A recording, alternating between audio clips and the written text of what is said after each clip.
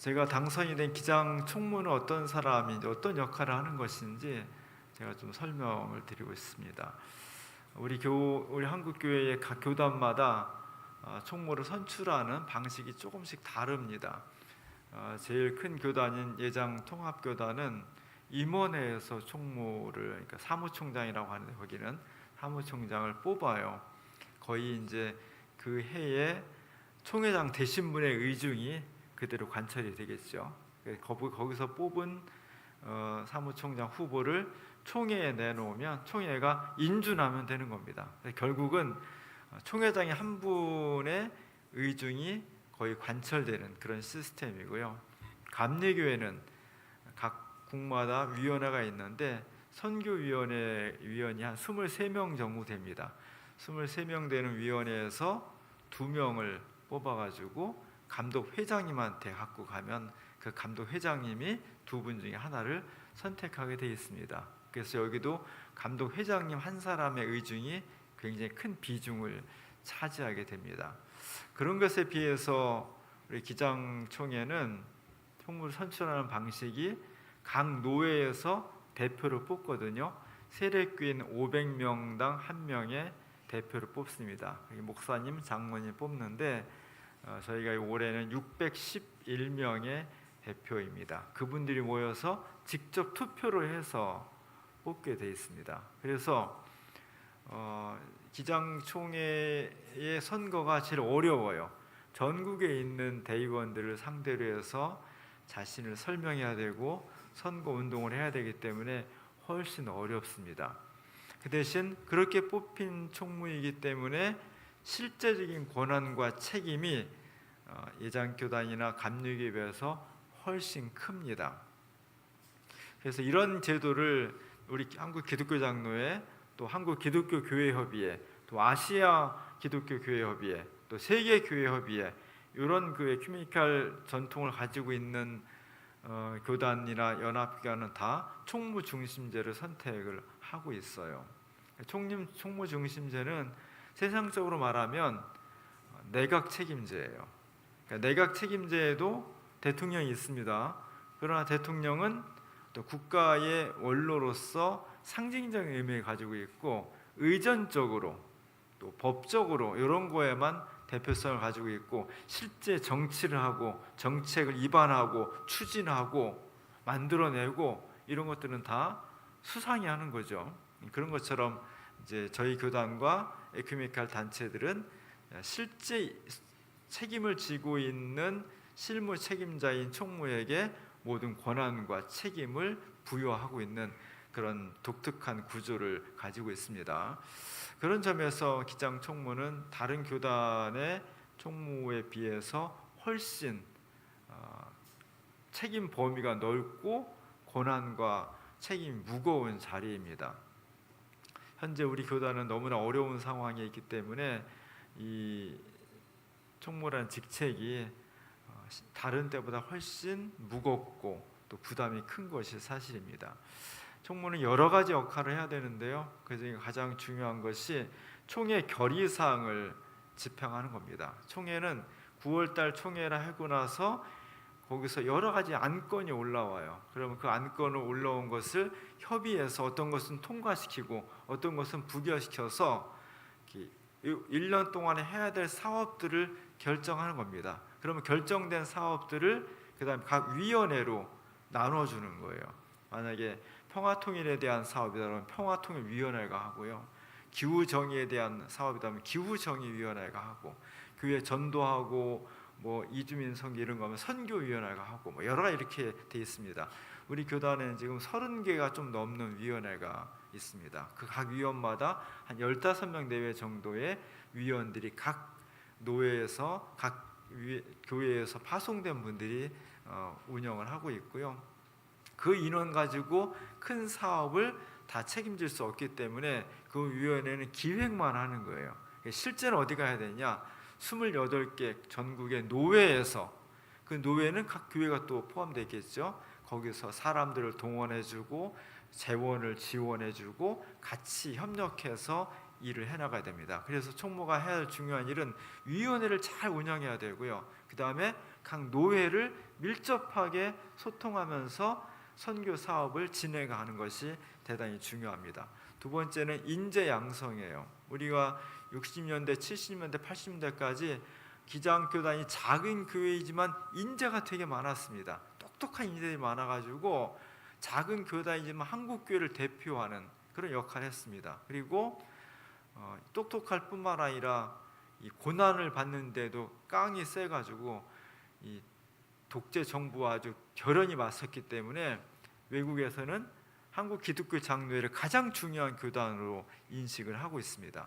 중요한 것은 그분들이 너무 일을 똑똑하게 하다 보니까 후배들을 키우지를 못했어요. 그분들이 다 은퇴하고 나니까 그 역할을 할 만한 사람들이 별로 없는 거예요. 지금도 그렇습니다. 그래서 기장 총무가 해야 될 중요한 지금 현재 상황에서 해야 될 역할 중에 하나가 지금 40대, 30대 이 후배들 중에서 한국 교회를 짊어지고 나갈, 또 세계 교회와 소통하면서 일해야 될 일꾼들을 얼만큼 양육해내느냐가 대단히 중요합니다. 그것은 더 거슬러 올라가면 한신대학교 신학생 시절부터 좋은 사람들을 길러내고 좋은 경험을 하게 하고 후원해서 한국교회와 세계교회에 이바지할 수 있는 인재를 키워내는 것이 당면 두 번째 과제입니다. 세 번째는 우리 교단 안에는 재산을 잘 관리하는 거예요. 우리 교단은 뭐 규모가 작으니까 재정이 그렇게 많지 않습니다. 총회 본부도 1년 예산이 뭐 한 16억, 17억 정도밖에 안 돼요. 딴 데는 뭐 보통 100억이 넘어가는데, 그 다음에 자산도 우리가 많지 않아요. 우리는 캐나다 연합교회가 우리 교단의 모체입니다. 캐나다 연합교회가 떠나면서 캐나다 연합교회가 가지고 있는 재산을 다 우리한테 넘겨줬어요. 예전 같은 데는 미국 장로교회가 주인입니다. 미국 장로교회가 우리나라 곳곳에 어마어마한 재산을 많이 가지고 있어요. 재산이 많기 때문에 안 넘겨줬어요.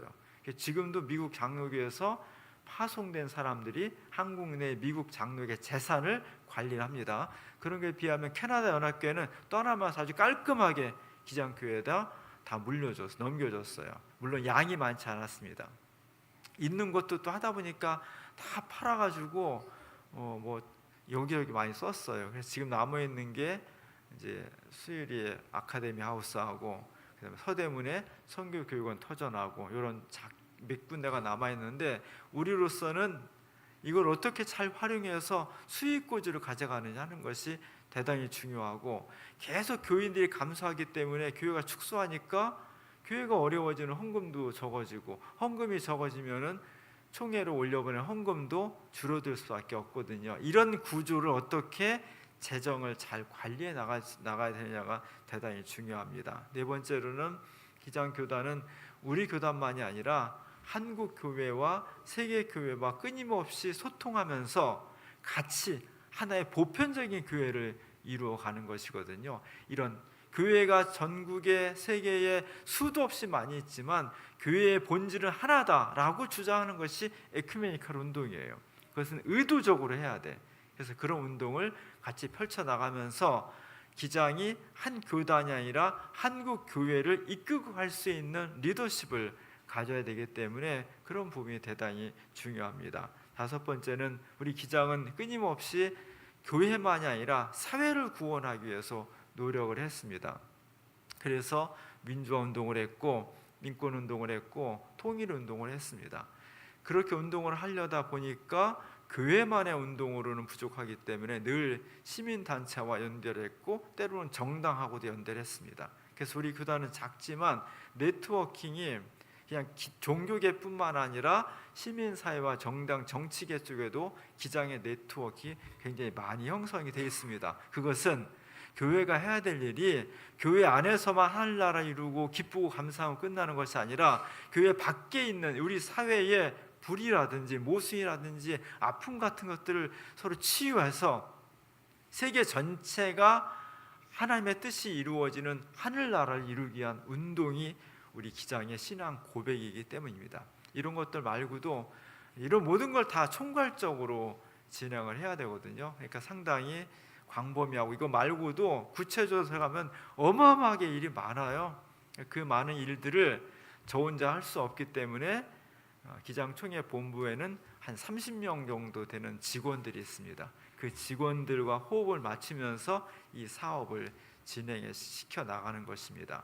그 일을 감당하는 것이 쉽지 않고 또 되게 어려운 상황입니다. 그래서 여러분들의 기도와 또 후원을 잘 바라겠습니다. 당면한 우리 한국 기독교 장로회의 가장 큰 과제, 여러 가지 과제가 있는데 가장 큰 과제는 교회 살리기예요. 교회 현실이 너무 어렵습니다. 지금 전체적으로 세계 교회가 기독교가 쇠퇴하고 있어요. 이미 19세기, 20세기부터 유명한 석학들이 이제 세계는 서구 중심의 세계가 몰락할 것이다. 수백 년 동안 서구가 온 세계의 식민지를 개척하고 그 가치관과 발전이 전 세계 모델이 되었는데 어느 순간 이제 서구가 몰락하고 그 서구를 지탱하고 있던 기독교가 몰락할 것이라는 것이 벌써 100년, 200년 전부터 내려진 예언이었습니다.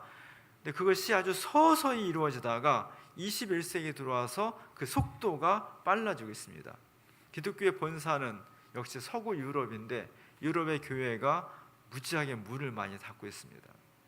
우리가 80년대까지만 하더라도 한국 교회는 세계 교회와 반대로 엄청 부흥을 했습니다. 그래서 세계 교회가 한국 교회의 부흥에 대해서 굉장히 관심을 가지고 부러워했어요. 그리고 그때는 우리가 20%, 25%가 기독교인이라 뭐 이런 추세로 나가면 2000년대 가면 우리 대한민국이 기독교 국가가 되지 않을까? 이런 꿈까지 막 있었어요. 근데 그게 정점이었고 지금 계속 줄어들고 있습니다. 지금 600만 정도로 추산하고 있고 더 두려운 것은 어느 시점에 가면 이 상태로 가면 기독교 인구가 200만대로 떨어지고 우리가 그렇게 싫어하는 이단, 신천지, 하나님의 교회, 뭐 복음파 이런 이단들이 기존 교회를 넘어선다는 보고가 나와 있습니다. 굉장히 어려운 거예요.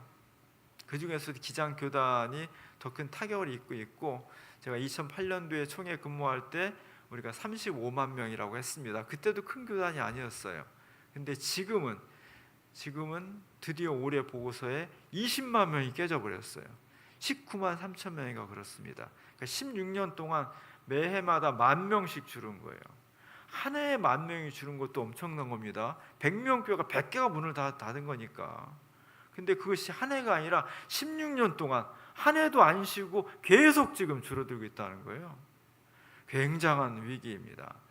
이런 위기 속에서 첫 번째 총회의 과제는 이런 무너지는 교회를 어떻게 살릴 것인지, 그 무너지는 원인은 뭐고 대안은 뭔지 그걸 찾아내서 전체 교회와 함께 공유를 하는 것입니다. 제가 그 선거 직전에 정견 발표를 3분씩 줘요. 3분씩 주는데 제가 정견 발표를 하는 것에 제가 어떻게 하겠다는 기본 방향을 담아서 보신 분도 있겠지만 다시 한번 영상으로 한번 보려고 합니다.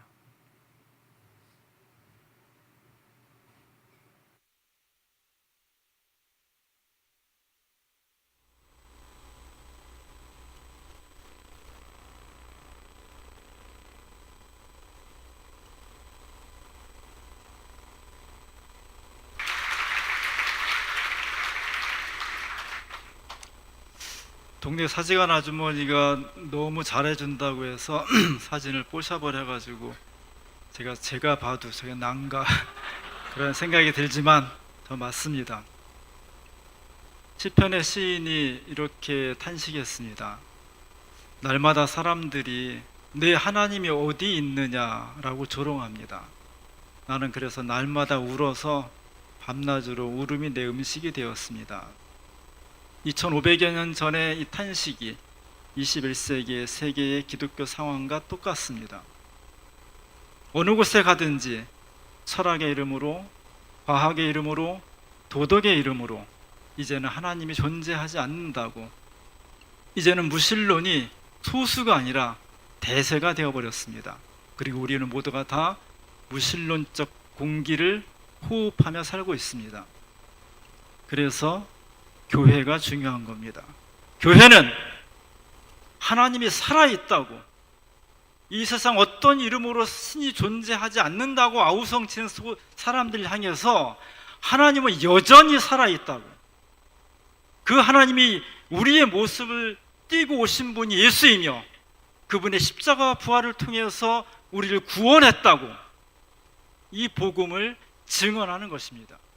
이 복음을 통해서 상한 심령들이 구원을 얻고 세계의 그릇된 구조가 사회와 역사를 새롭게 변혁시켜 나가는 것이 교회입니다. 이 교회가 무너지고 있습니다. 속절없이 무너지고 있습니다. 세계 교회가 무너지고 있고 한국 교회가 무너지고 있고 그 중에서 기장의 타격이 가장 큽니다. 어떻게 해야 되겠습니까? 대답은 명확합니다. 다시 교회의 본질을 회복하는 것입니다. 교회는 성령의 공동체가 됩니다. 하나님 말씀이 살아있고 기도가 뜨겁게 일어나고 찬양이 넘쳐나며 하나님이 내 개인과 역사 속에서 만났다는 것을 기장교회 온 곳에서 충만하게 채워질 때 그때 교회가 살아나는 것입니다. 이것이 교회가 사람을 변화시키고 역사를 새롭게 하는 힘인 것입니다. 이것이 바울, 어거스틴, 루터, 바르트, 만우와 장공에 이르는 기장의 얼이 되는 것입니다. 이 얼을 기장이 어떻게 새롭게 살려내느냐가 관건입니다. 우리는 이 세상을 구원하기 위해서 오시는 예수 그리스도를 가리키는 복음의 손가락입니다. 이 뜨거운 복음의 여정, 세상을 살리기 위해서 십자가를 지고 부활하는 이 짜릿한 여정에 사랑하는 기장 총회 여러분께서 저를 뜨겁게 초청해 주시기를 간절히 부탁드립니다. 고맙습니다.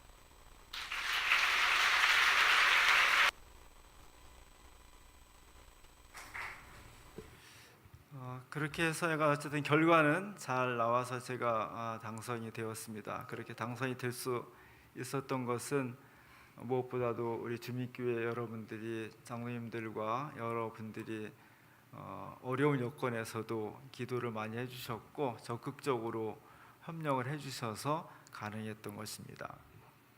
오늘 우리가 함께 읽은 이 이사야 선지자의 말씀은 이사야라는 한 예언자가 하나님 앞에 부름받는 장면을 보여주고 있습니다. 하나님께서 위기에 처한 이스라엘을 구원하기 위해서 사람을 찾으십니다.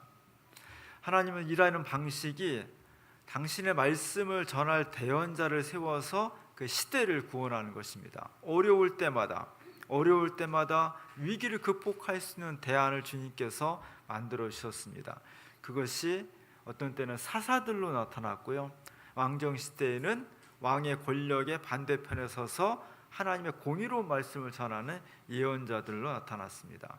오늘 이사야 예언자는 이렇게 말씀하죠. 주여 내가 여기 있사오니 나를 보내소서. 사실 이 말씀을 할 때 그 상황이 편안한 상황이 아니었거든요. 내가 가는 상황이 되게 넓고 편하고 행복하고 그런 곳이었다면 모르겠지만 지금 여기에 나를 보내서 사는 순간, 내가 보내주는 순간 그 길은 가시밭길이고 죽음을 각오해야 되는 엄청나게 어려운 길이었습니다. 거기에 이사야 선지자가 아무도 나서지 않을 때 제가 여기 있습니다, 나를 보내주십시오, 이렇게 자원을 했다는 것입니다. 그때 하나님께서 그 이사야 선지자를 부르시는 상징적인 행위로 그의 입술을 숯불로 지졌다, 이렇게 되어 있습니다. 오늘 제가 주보에 마크 샤갈의 이사야가 숯불로 천사에게서 입술을 지진 받는 그런 장면을 그렸습니다. 샤갈이 그린 그림은 되게 어린아이가 그린 그림 같죠. 천사가 불꽃 같은 날개를 가지고 와서 이사야를 만납니다. 천사의 모습은 굉장히 여성 같은데 그의 손은 되게 투박하게 노동하는 남성의 손으로 그려져 있습니다. 이사야는 무릎을 꿇고 아주 다소곳하게 천사를 맞이합니다. 그리고 그는 오른손으로 가슴에 손을 댐으로써 진정성 있게 하나님의 부르심에 응답하는 자세를 가지고 있고, 그가 앞으로 해야 될 일은 그 앞에 왼손에 있는 문서 하나님의 말씀을 대언하는 것입니다. 그리고 구석에 보면은 예수님이 막 예루살렘 성으로 들어오시는 거, 그리고 위에는 예수님이 십자가 달려 죽으시는 장면도 있습니다. 예언자는 하나님의 나라를 완성할 메시아를 미리 말씀하는 겁니다. 그 예언자의 내용, 예언자의 말씀이 항상 시대를 앞서가요. 그래서 성경에 나오는 예언자 중에 편한 사람 별로 없어요. 늘 고독하고 외롭고 눈물 짓고 따돌림 당하고 손가락질 당하고 폭행당하고 이런 것이 예언자의 운명이에요. 그럼에도 불구하고 예언자는 그 사명을 받아들이는 겁니다. 왜냐하면 그것밖에 구원의 길이 없기 때문입니다. 하나님께서 말씀하시는 것을 충실하게 전하서 그것을 받아들일 때만 구원의 길이 있지, 무슨 돈이나 권력이나 무기를 가지고 구원받을 수 있는 것이 아니라는 것을 예언자가 확신하기 때문입니다. 오늘 이사야 선지자가 제가 여기 있습니다, 나를 보내십시오, 그렇게 했을 때 하나님께서 천사를 통해서 그의 입술을 찢었습니다. 그것은 이제는 예언자라는 거룩한 공적 인간이 되었기 때문에 사적 생각이 아니라 하나님께서 맡겨주시는 말씀만 들어야 된다, 그것을 전해야 된다. 그래서 예언자 예자가 미리 예자가 아니라 맡길 예자라고 했죠. 정확히 말하면 예언자는 하나님의 말씀을 대신 전하는 스피커, 대언자입니다. 대언자. 맡기지 않은 것을, 하나님이 말씀하지 않는 것을 전하면 그것은 사꾼 예언자가 되는 거예요. 우리가 하나님의 말씀을 세상에 전해야 됩니다. 그때 우리의 입술이 하나님에 의해서 거룩한 숯불로 지져야 돼요. 제가 총무가 되면서 하나님께서 저도 입술을 지지셨습니다. 근데 예언자 이사야처럼 지지지 아니하시고 다르게 지지셔서 저는 입술에 불을 터버렸습니다. 입술에 물집이 생겨버렸습니다. 어쨌든 제가 이제 지금도 공적인 그 임무를 수행하고 있지만 더 큰 범위에서 공적인 임무를 수행할 때 이사야 선지자에게 하셨던 것처럼 저도 하나님 말씀을 그 뜻을 잘 전하는 그런 책임자가 될 수 있도록 기도해 주시기 바랍니다. 제가 30대 때 처음으로 종로 5가에 있는 기장총회 본부를 방문했습니다.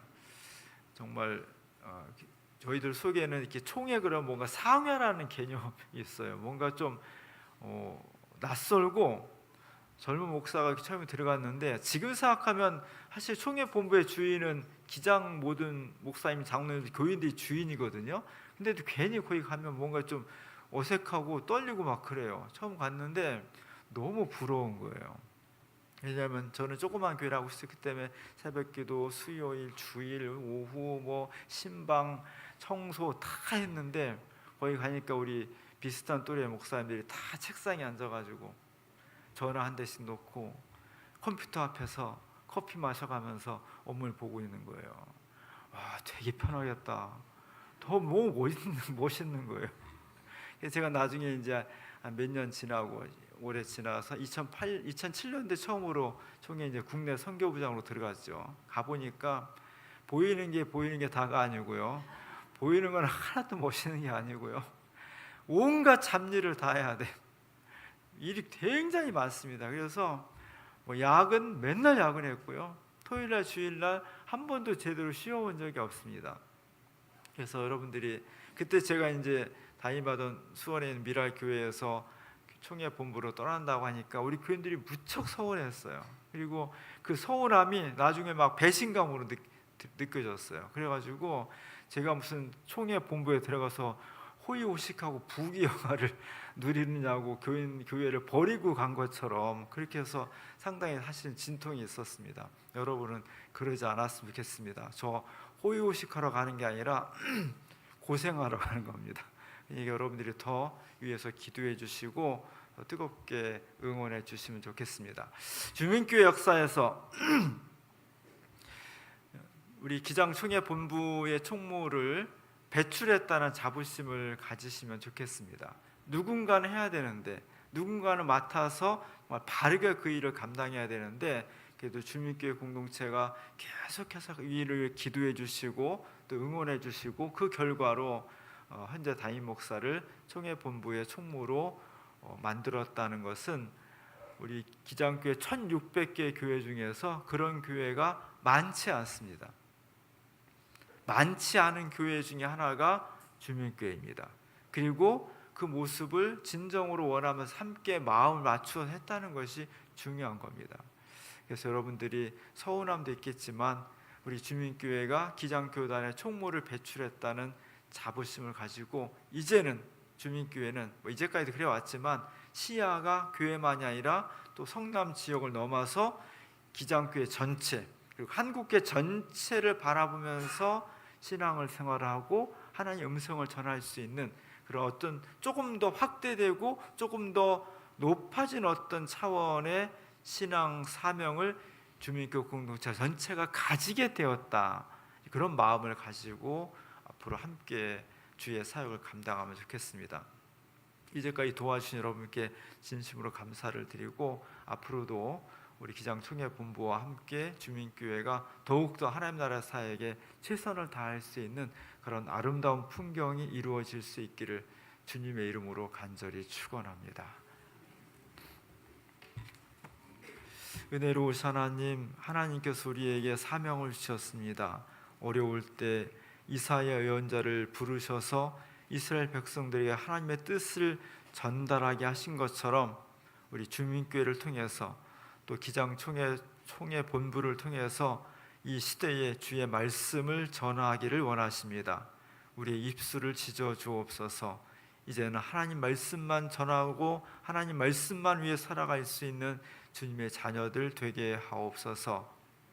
부족한 종을 위해서 우리 주민교회 공동체가 열심으로 기도하고 후원하셔서 좋은 결과에 이르렀습니다. 이제는 주민교회가 더 큰 자부심을 가지고 이 지역뿐만 아니라 한국 기독교 장로회와 한국교회 전체를 바라보면서 더 큰 사명의 꿈을 만들어갈 수 있도록 하나님께서 은총을 베풀어 주옵소서. 감사하오며 예수님 이름으로 기도합니다.